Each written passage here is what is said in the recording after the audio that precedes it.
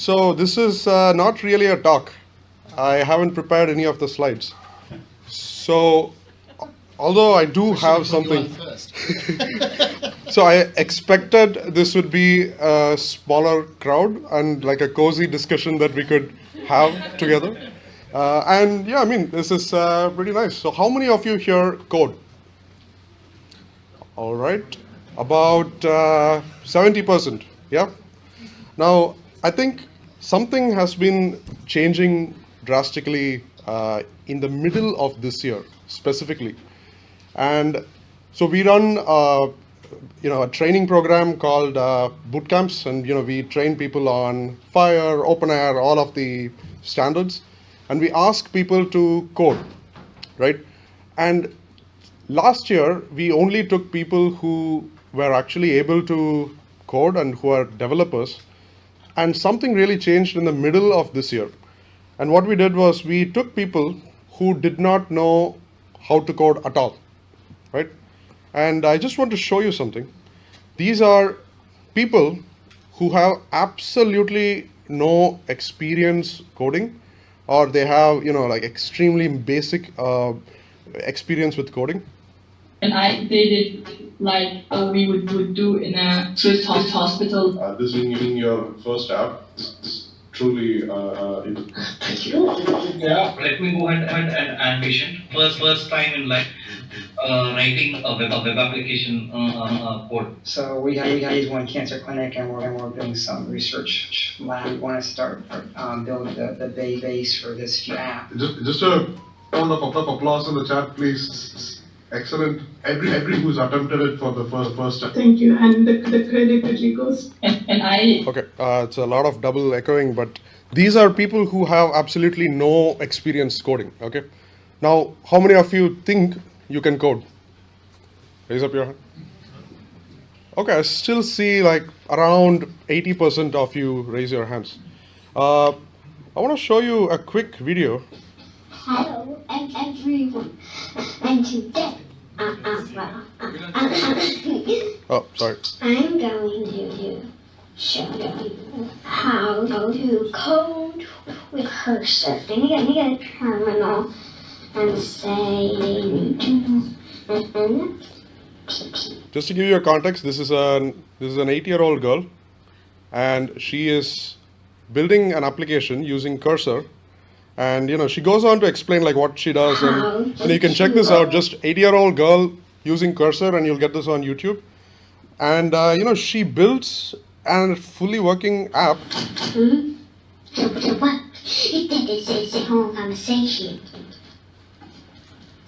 And this video changed the way in which I started looking at software, right? And I think, and those of you who didn't raise your hands, do you think now that you can also basically build something, right? So we are kind of in an inflection point, right? We are at the point where personal software is now a reality, right? Like there used to be personal computers, and before that, you had to have big servers, and only those people can have access to software. And there used to be a time when software was this thing which you had to put in a lot of time and effort in order to develop and maintain, and it still sort of is. But then this is the direction in which things are moving.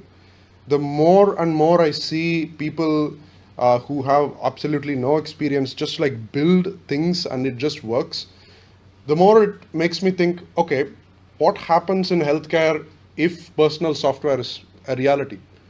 So Epic, for example, has modeled all of its business around the fact that they do the inpatient module really well. They do ambulatory care really well. They do all of these different things. And again, it's all in the end a good amount of abstraction over a database, right?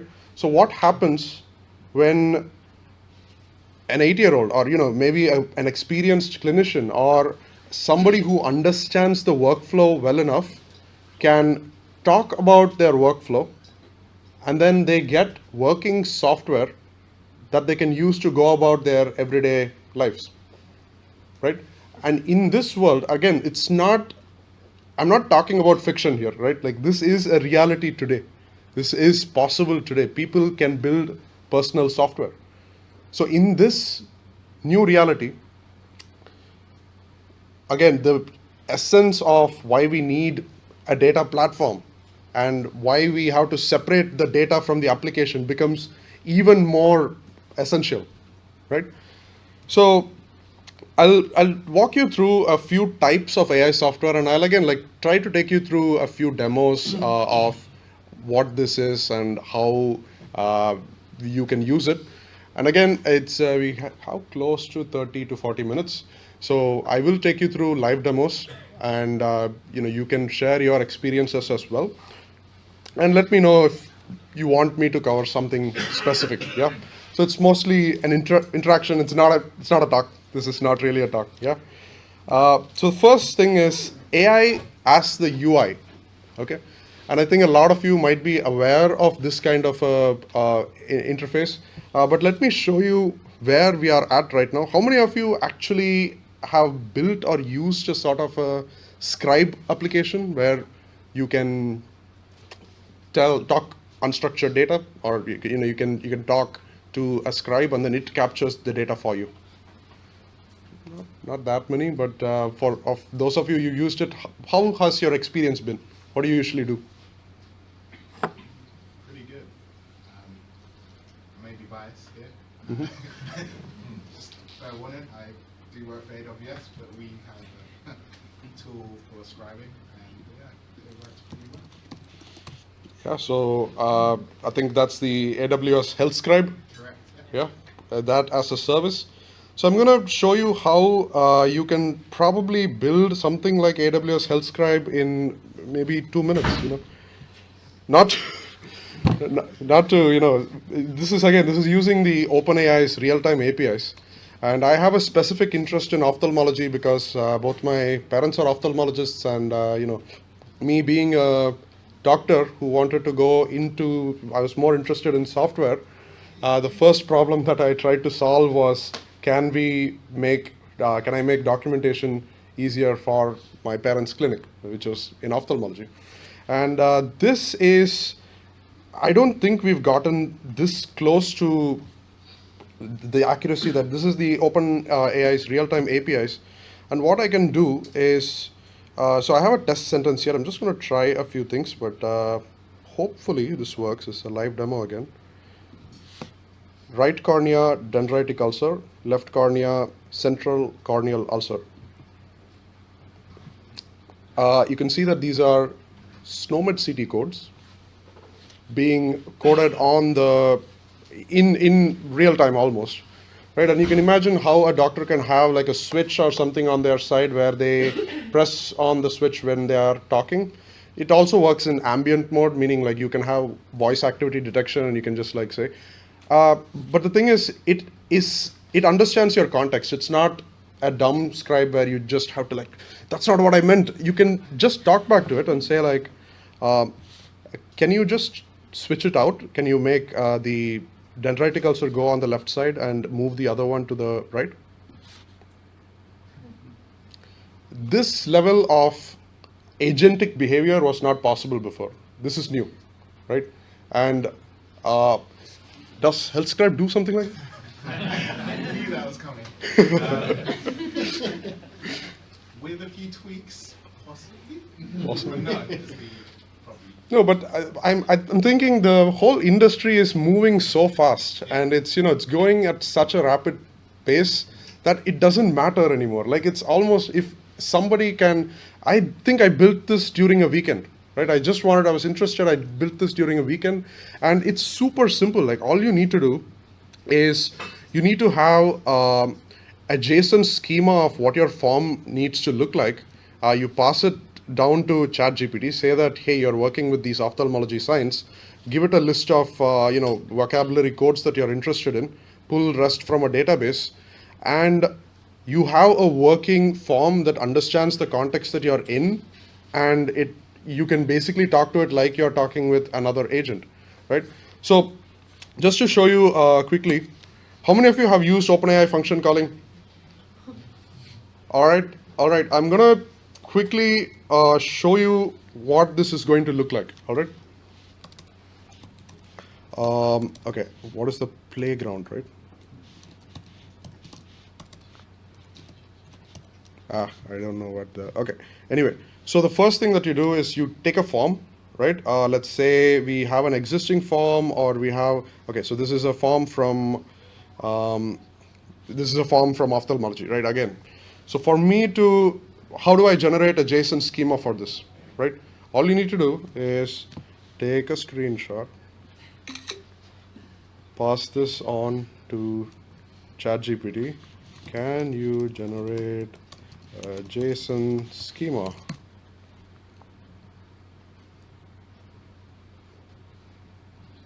It's a live demo, so it's okay. All right, cool. So we have the JSON schema, right? You pass this again to one of the, so function calling, the way function calling works is that just like, should I show you function calling? Is that, do you think that's valuable? Yeah. Yeah, cool. All right.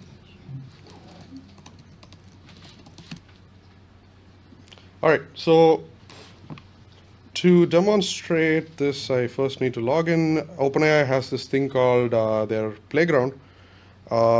And what we are doing here is on the right side, you have a bunch of things called functions, right?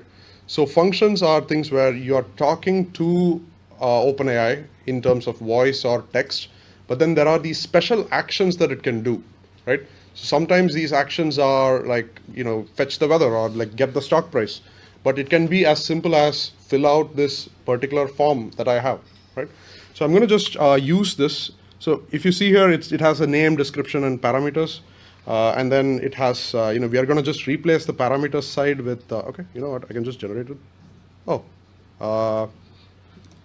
set clinical signs with diagnosis.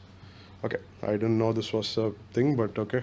So this has diagnosis and a list of clinical signs associated with the diagnosis. We could either do this or we could just copy the previous JSON schema that we had for refraction. I think I'm just going to go with this. And I am going to save this, right? So I'm going to say patient comes with, I don't know, cough and breathlessness. What do you want to diagnose this patient with? Asthma? Cool. Asthma, yeah. And I'm not prompting enough here, but then all I have to say is like use the function on the following sentence. Like I don't know the name of the function. It's basically set clinical signs with diagnosis. Yeah, cool. And I am going to run this. And again, OpenAI is good enough that it knows what it's it's generating. I could stop anytime, but it's usually not this slow. I don't know what's going on today, but let's see. All right, there we go. Okay. So since it understood that cough and breathlessness was a clinical sign, it understood that diagnosis was asthma. Since we didn't ask it anything more, we didn't tell it like, okay, use SNOMED CD code, and we didn't really say anything else. But you understand how you can convert unstructured data to structured data by using a function call. Yep. And this is also available in the OpenAI's real-time APIs. So you can technically just use exactly this. And you can go to the real-time API and go to functions and then say, okay, I want to set this, save that, and let's start a session. So I have a patient with me, and the patient has cough and breathlessness. I think it is a diagnosis of asthma. Can you set this using the function that you have? The clinical signs of cough and breathlessness have been. You need to tell it not to talk back. Yeah. So So in the background, what it has done is it has called this function. It has said like set clinical science with diagnosis, and it has called this function in real time, right? Like as I'm talking. So this need not be the only thing that AI can do. AI as the UI is probably more, is probably going to become the norm, right? And we are going to see more and more people interface with multiple systems through AI. And it may be text that is it running? Yeah. Oh my God. Bill.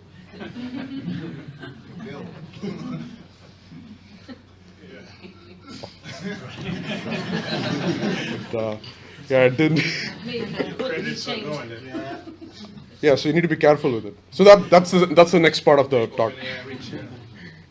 Yeah, but so AI as the UI, this is a very interesting, time, and this is one type of AI that we are seeing, right? Okay, what's the second type? Any clues? Any idea? Sorry, I have a question that takes us slightly away from where you're going. Sure. I'm coming back from the engineering discipline that explains why we have standards. So when I see these, to me, they're just prototypes, proof of concept. Yep. Then for them to be put into industry, Yep. they need to go through the rigor of engineering. Right. If you look at it, architecture is sort of like set up. So I just want to hear your point in that, how we can protect ourselves from proliferation of these quick-looking, almost ready-looking tools that aren't properly done, that some engineering team or support team has to manage later. Right. And then the cost that comes in. Because if you list, I think it is the Software Engineering Journal actually argues that we are going to get a new field of actually fixing a lot of these quickly done solutions that aren't followed, best practice and following the standards. Right. And somebody has to come back and try and fix them because nobody actually understood what the prompting was done and what was done. So I would just kindly want you to just speak to me on that one around how the standards that we are pushing for could help in the way that new software that's made becomes more interruptible. Right. So that, you can go to this hospital and do that. Right. And how that can be delivered. Right. Excellent question. So if you take openEHR, right, in the context of openEHR, let's say a hospital or an institute has adopted openEHR as the clinical data platform. Yeah. Right? They've adopted that as the CDR. Right, and you have a set of templates already in place, and you have modeled these templates well enough, and you have you have terminology that's already embedded in these templates. All of this is good, right? And this is done by expert clinical modelers, right? Like they've already done this work. Now, what you can do is using these templates, you can have a list of functions that you call on your own. A user can decide when they want to fill out a particular form with what data in their own terms. And the API call that you saw here, which says like set clinical science with diagnosis, what this actually does might be that it creates a composition in openEHR, for example, right? And in that case, like you still have all of the infrastructure that you need in a traditional software setting, where you need access control. You need to make sure that the person who's talking actually has access to the template, is able to really do what they need to do. All of that is still there. All we are saying is we are removing the software or like the web app that we are used to, which is it may be a browser-based app or a mobile-based app, may not be the only mode of interfacing with a system. The agent might become a mode of interfacing straight into a CDR. You don't need a web application. Yeah, but if you're trying to push for a longitudinal record, because if we think of it, the medical record you have is going to be for life. From when you're a child, grow up to whatever. Yep. Maybe the earlier parts might not imply when you're much older and you're now suffering from challenges that are age-related, for example. Yep. So the question I have now is, there's many of us coming from many different companies, many different organizations, and I'm wondering why it is then so difficult for one to say, yeah, I'm going to take this archetype for. Like now, I think the presentation I've just been into earlier. Yep. She was talking about a monkey talks that happened in I think it was in Jamaica, Mhm. and she was going to help somebody in Kenya. And it turned out that they couldn't share the same, or it is just use that standard and everybody shares it because everybody has Right, their own right, right. implementation. Yeah, I'm still not saying that the templating or the clinical modeling part of this will be, completely removed. That is still going to be present. Like somebody still has to decide what data points need to be captured. So how do we Some- standardize that? So that we've got a, almost like, like what happened in aviation. Like for example, if I'm taking you back to engineering, Right. like in the industry. Right. If you want a USB, doesn't matter whether in Canada and it just is a USB. The Yep. standard that everybody builds is the USB. Yes, and So- in this so case, why do we have one standard but everybody does it differently? right. That is again the data modelers who use a particular archetype or a template. That's, I think we'll delegate it to them. It's a problem at the data modeling level. And right now, here what I'm saying is that the interface might not be a web application or a form. It might be something different with what we are seeing, right? Like, and this part of it, this function will still have to call a standard-based data repository. That is not going to change. That part of the engineering will still be present. Yeah. And I think, yes. So I was going to say, well, you can have both. I mean, this looks like the pathologists at my old trust before I moved on were using drag and dictate for form filling all the while. It was no end of problems sometimes when it lost sync with each other. This just looks like it works much better. But you'd fill both in. You'd have your web interface up. You'd talk to your web interface. That would tell you the bits of information you need to complete. You'd approve the way the record looks at the end of it before you instruct the record to be put away as being as having been signed by you. But you're absolutely right. It depends upon the archetypes and the templates being set, and the degree of standardisation you want comes from the clinical community working out how it wants to record the data. I mean, you wouldn't tolerate the amount of variance we have in if you were selling goods in a supermarket and you wanted to move around different places. We have to come together more on what we mean by caring for patients and what data we need to use. A question of my own, how much extra metadata do you need on the template to make this really reliable? Will it just, I mean, Right. it looks like it runs directly off the templated information, but are there places where you would want to ornament the template with more metadata so that the openAI could listen to you and do a better job of recording? Right. My experience in this has been that it is not more, it's actually less. We need significantly simpler models. And the openEHR data format that we have right now, even the simplified ones, are not simple enough. Although they provide a good foundation for, they have a lot of prompting information in bits and places, but what we really, really need is much, much simpler data models. It's not more complex, it's a simpler ones, yeah. I just want to add something. So I'm not an openEHR person, so I'm really new to this topic. What I did in the last 5-6 years is exactly creating AI for other customers, not healthcare customers. And what we did is actually, so one important information is that OpenAI and ChatGPT 4.0, what we're using, is built on top of public data. So, and what we have, is actually a challenge. What we have is a clinic having private data and how to expand this public data, so actually these models, LLMs, with my private data.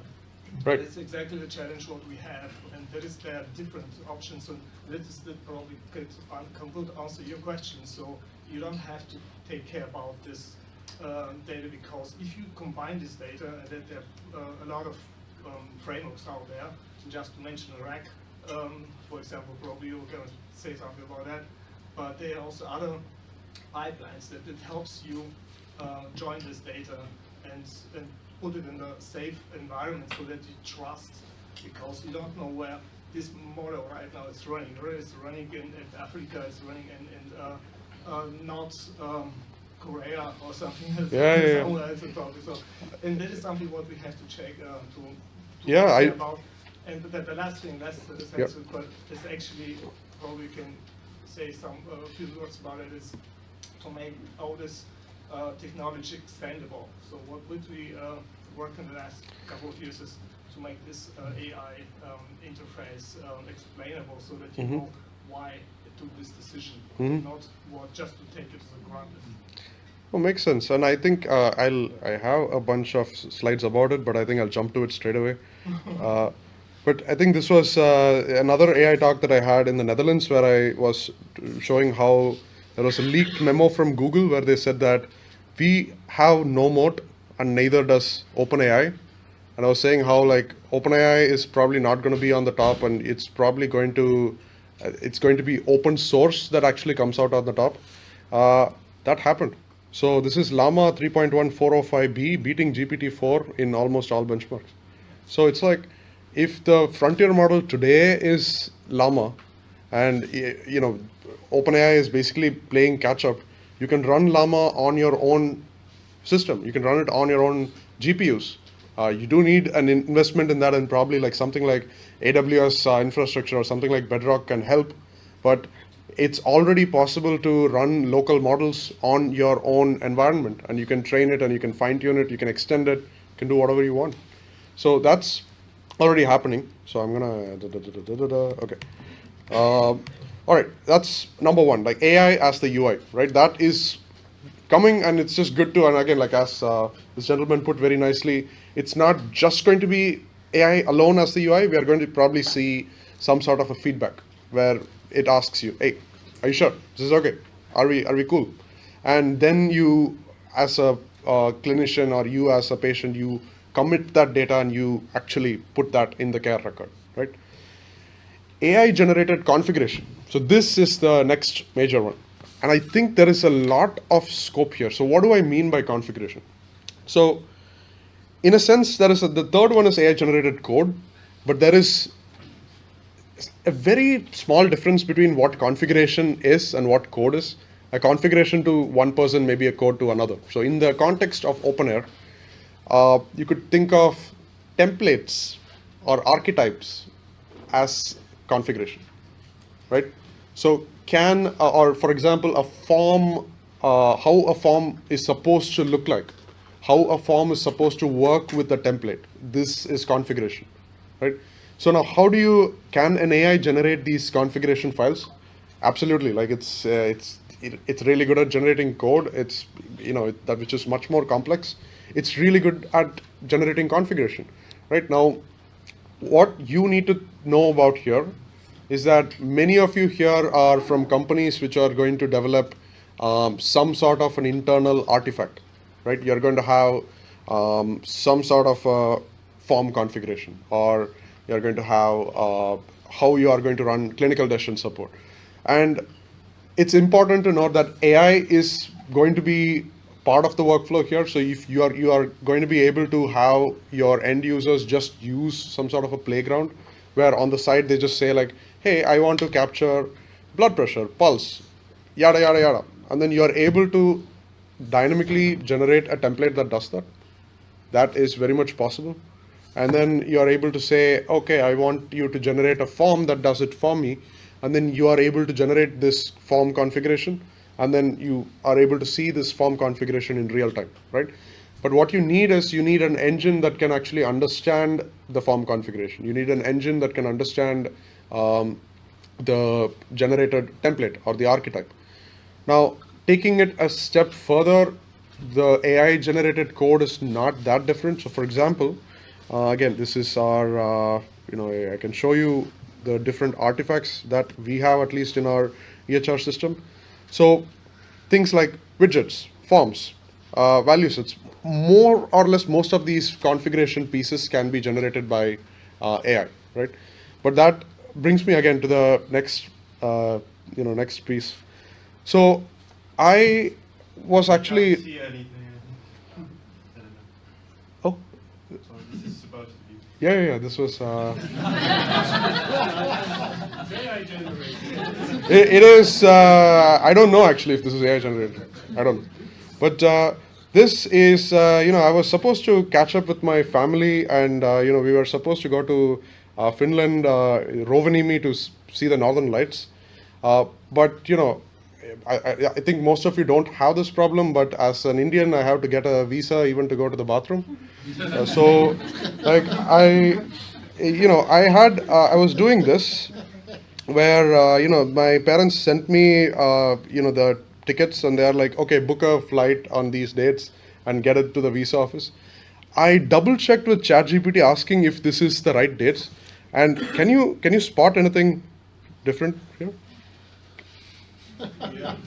Yeah?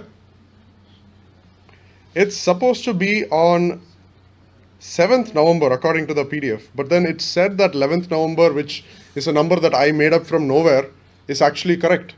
And as a result, I'm kind of going to Finland at the time when my family is actually leaving. So I can't really, make it, and I'm pretty sad about that. So guardrails, and I don't really trust AI. Like, I really don't. I have a deep distrust of AI, and I really think building these guardrails is going to be 90% of the work. It's not in generating all of this, and it's pretty cool to show, and it's all nice. But guardrails. Let's talk about AI as the UI, right?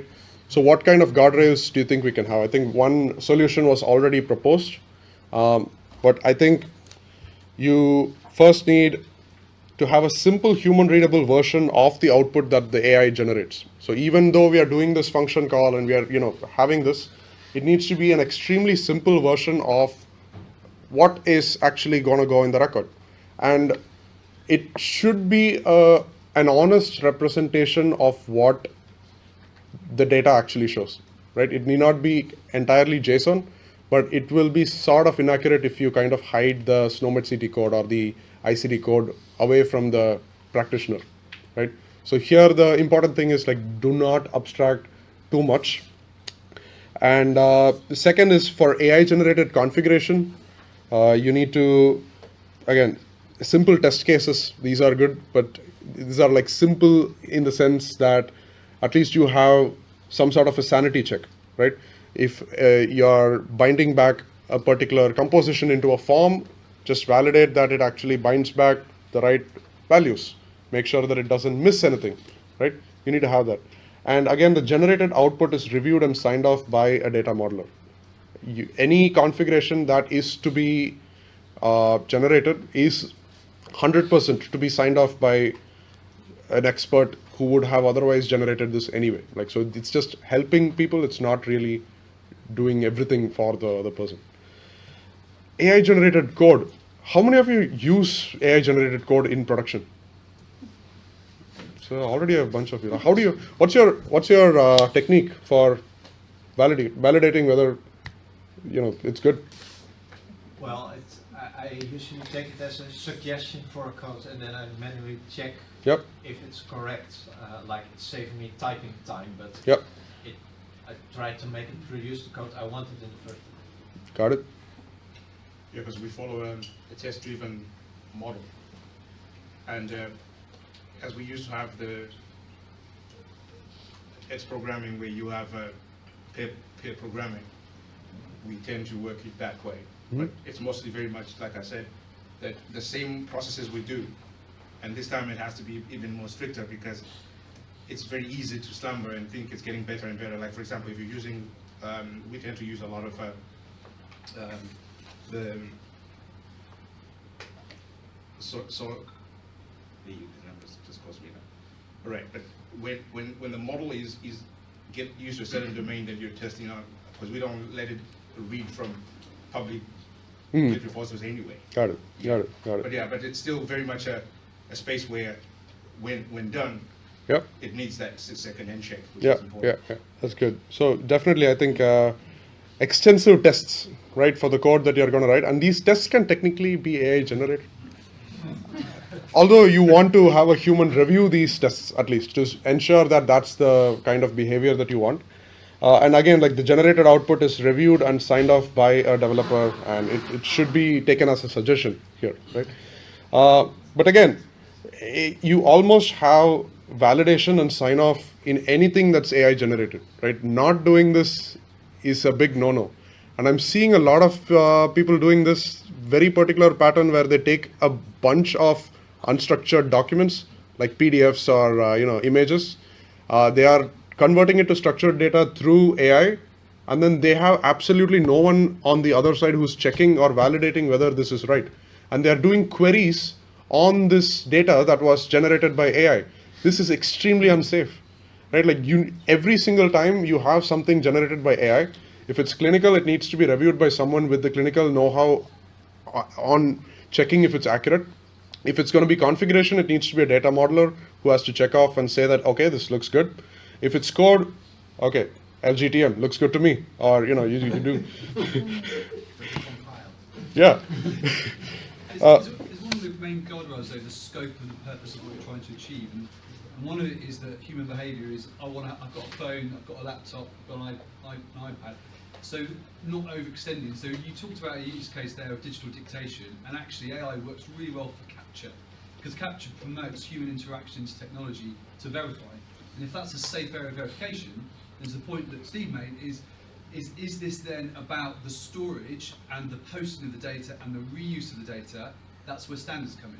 So if you're clear with the scope and the outcome, then the capture makes sense with AI as a UI.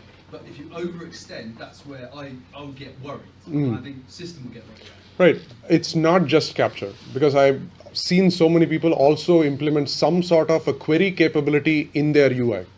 Right. So if you have an AI that a chatbot or an assistant in your UI to which you can just ask, show me the last time this patient came to me with something.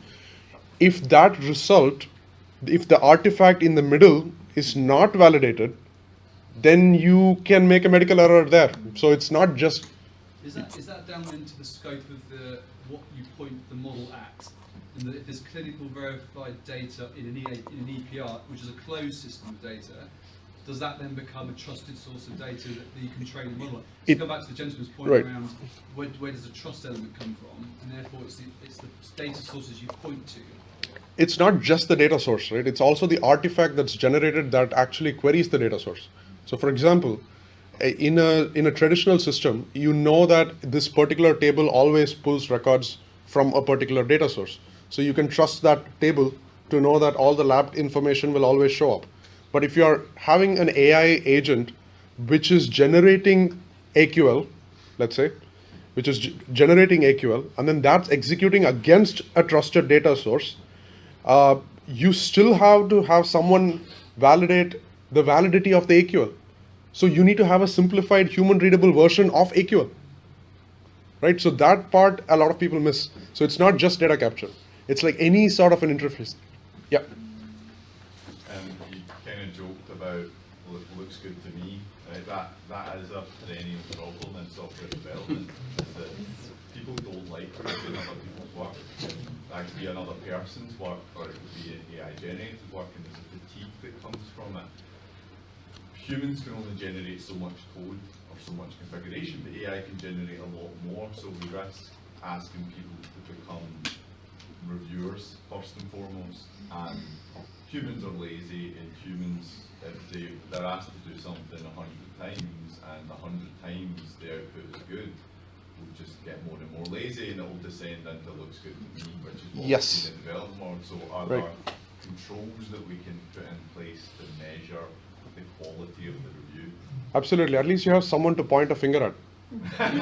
If something goes wrong, and that's important, right? Like you have responsibility built into the system, and it's up to you how you use this responsibility. But we can't, at the end of the day, say a patient died because of AI.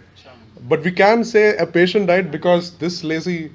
Yeah, but I think actually what happens there is the patient is died because of a poorly designed system where we expected superhuman behaviour from humans.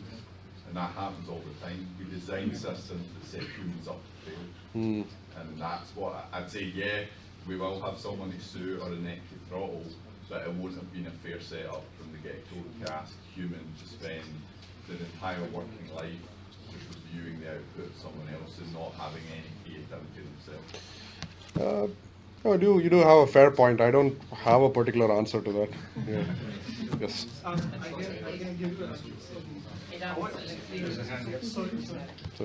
It absolutely puts the onus on the testing cycle, doesn't Yeah, I think it'll become more important than ever in a system where, yeah.